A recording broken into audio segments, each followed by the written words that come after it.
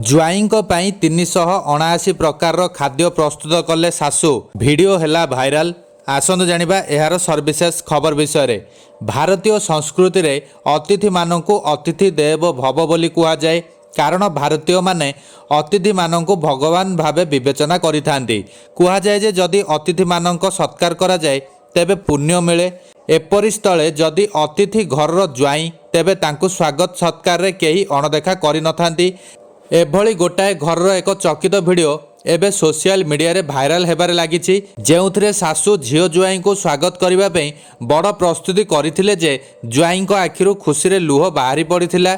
Video रे देखिबाकू मिलुछि जुआई को स्वागत करिबा पई एक बड़ टेबुल उपरे समस्त खाद्य पात्र किपरि सजा जाइछि। अधिकंतु पत्नी को भाई माने जुआई को सम्मान रो सह कांधेई नै एक चेयर रे बसाई तांको भोजन करने अनुरोध करथिले। वीडियो रे देखा जाउछि टेबुल रे आइसक्रीम, 40 प्रकार भात, 20 प्रकार रुटी, 40 प्रकार तरकारी, 40 प्रकार भजा, 100 प्रकार मिठा, 20 प्रकार जूस एवं कोल्ड ड्रिंक्स रही। गणमाध्यम रिपोर्ट अनुसार यही घटना आंध्र प्रदेश काकीनाडा ठारे घटिछि। वास्तव में यही दंपति 1 वर्ष पूर्व विवाह करथिले। ज्वाई प्रथम थर पई श्रावण मासरे तांको पत्नी को घर को आसीथिले। एथिपई तांको एते भल भावे स्वागत करा जायथिला।